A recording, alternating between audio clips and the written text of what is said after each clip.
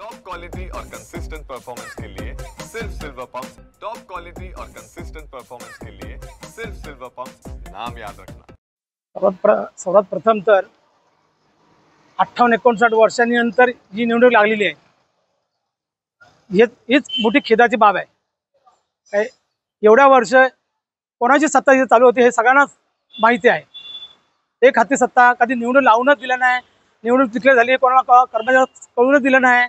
आता ह्या वेळेला पण तसंच चालू होतं का बिनविरोध करायचा, पण आम्ही त्याला विरोध केला कारण हे सर्व सभासदांचे तिथे पैसे आहेत, कोण काय करतो कोण नाही आणि कोणाची हितसंबंध तिथे आहेत हे आम्ही नंतर तुम्हाला सांगणारच आहे। तात्पर्य असं आहे का आम्हाला ते इथे हुकुमशाही नाही आहे, लोकशाही आहे। लोकशाहीमध्ये निवडणूक झाल्याच पाहिजे आणि ही 58-59 वर्ष प्रथम मी निवडणूक होते, त्यामुळे ही निवडणूक फार चुरशीची होणार आहे।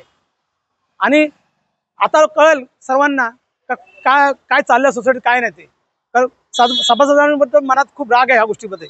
एवढ्या वर्षात निवडणूक झाल्या कशा नाही, ते कोण ह्या गोष्टी मॅनेज करत होतं, ही तर मोठी खेदाची बाब आहे ना। राहिला प्रश्न कर्मचाऱ्याचा विचार, आता जो सध्या सोसायटीचा व्याज दर चालू आहे त्यात आम्ही आणखी काही कमी प्रमाणात कमी होईल व्याज दर ते त्याचा प्रयत्न करणार। तसंच महिलांना काहीतरी एक योजना आणण्याची आमची इच्छा आहे, ते आल्यावर आम्ही सांगूच तुम्हाला। आणि परत सभासदांच्या मुलाबाळांना याच्यात आपण शिक्षणाला काय मदत करू शकतो, एखाद्या विधवाबाईच्या घरी एखादा आपत्ती त्यांना आपण काय मदत देऊ शकतो याचा पण आम्ही विचार करणार आहोत। आणि येणाऱ्या दिवसात आम्ही सभासदांसाठी कमी दराने गृह कर्जाची योजना आणणार आहोत। कल्याण डोंबिवली सेवक वर्गाची निवडणूक लागलेली आहे पतपेढीची। माझं नाव सुनील सुर्वे, मी अपक्ष उमेदवार आहे।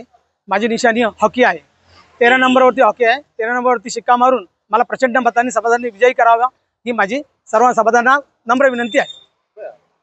तुम्ही बरोबर बोललात का एवढ्या वर्षांनी निवडणूक होते, निवडणूक आधी होत नव्हती, संगनमताने म्हणजे बिनविरोध निवडणूक व्हायची, पण आता या वेळेला निवडणूक लागलेली आहे। या निवडणुकीमध्ये एकूण 11 सभासद निवडून द्यायचे आहेत, 11 सदस्य, त्याच्यामध्ये सर्वसाधारण मध्ये 6 उमेदवार निवडून द्यायचे आहेत, महिलांमध्ये 2 मतदार निवडून द्यायचे आहेत, अनुसूचित जातीसाठी 1 द्यायचा आहे, ओबीसी साठी 1 द्यायचा आहे आणि NT साठी 1 उमेदवार द्यायचे आहे। असे एकूण 11 उमेदवार निवडून द्यायचे आहेत। या निवडणुकीमध्ये मी गेल्या 2.5-3 वर्ष अध्यक्ष होतो। या अध्यक्ष कारकिर्दीत मी पूर्ण पतपेढी ही कॉम्प्युटराइज केलेली आहे। त्यामध्ये मी NFT पद्धत चालू केलेली आहे। जे लोन घेतात, चेक द्यायचो आधी, चेक न देता आता सरसकट बँकेत जमा कर्मचाऱ्याच्या हातात पैसे देतात। कसं असायचं, सफाई कर्मचारी आहे, सफाई कर्मचारी काय देणं घेणं असतं, कोणाचे कर्जबाजारी असतात, आपण चेक दिला का त्याच्या मागोमाग काही लोक यायचे, ती पद्धत आम्ही बंद करून डायरेक्ट बँकेत जमा केलेली आहे। कॉम्प्युटराइज केल्यामुळे आम्ही पासबुक सिस्टीम चालू केली, पारदर्शक कारभार काय असेल, पासबुक सर्वच पतपेढ्या हे पासबुक देत नाही, हे आम्ही पासबुक बँकेसारखे प्रिंटिंग करून देतो। त्या प्रिंटिंगने आम्ही पूर्ण कारभार पारदर्शक केलेला आहे। आणि आम्ही कोणी आपला सदस्य जो आकस्मिक निधन झाला त्याला आम्ही 10,000 तात्काळ मदत म्हणून अंत्यविधीसाठी तात्काळ मदत त्यांनी कळवल्यावर लगेच 10,000चा निधी आम्ही देतो। आणि जो कर्मचारी सेवानिवृत्त होतो, सेवानिवृत्त झाल्यावर त्याचा आम्ही आमच्या सोसायटीच्या ऑफिसमध्ये बसून त्यांचा सत्कार, त्यांचा मान सन्मान, भेटवस्तू देऊन आम्ही त्यांचा सत्कार करतो। हे आम्ही केलेले काम आहेत।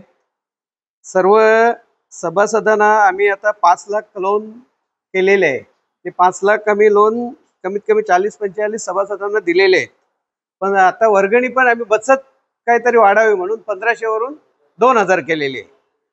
ह्या आम्ही चांगल्या योजना आणलेल्या आहेत।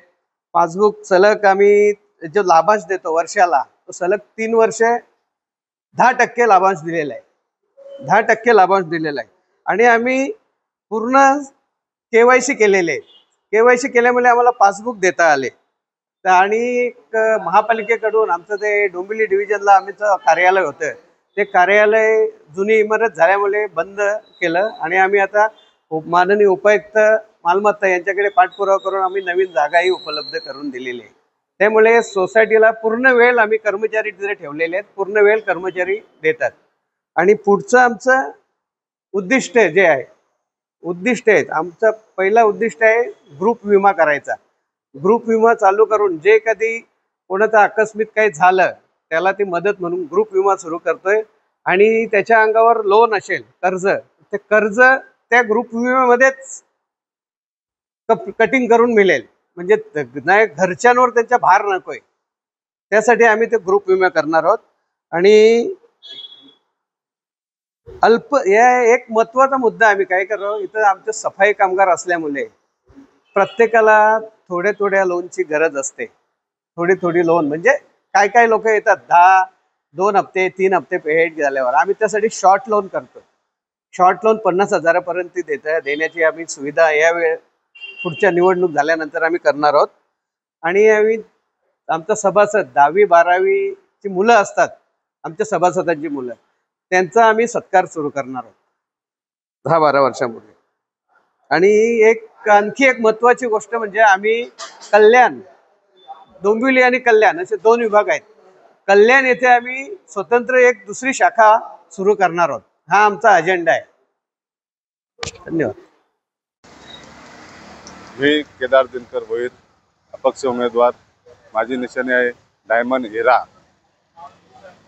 मी डोंबिवली सेवक वर्ग सहकारी पतपेढी निवडणुकीत उभा असल्याने मला प्रचंड मताने निवडून द्यावे ही मी सर्व मतदारांना विनंती करतो.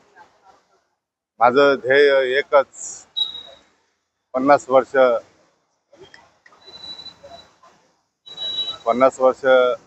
पतपेढी स्थापन होऊन झाले तरी कुठलीही निवडणूक नव्हती, कोणाला कारभाराची माहिती नव्हती. तर आपल्याला पारदर्शक कारभार व भ्रष्टाचार मुक्त कारभार आणण्यासाठी आपण माझ्यासारख्या पारदर्शक उमेदवाराला निवडून द्यावे हीच विनंती.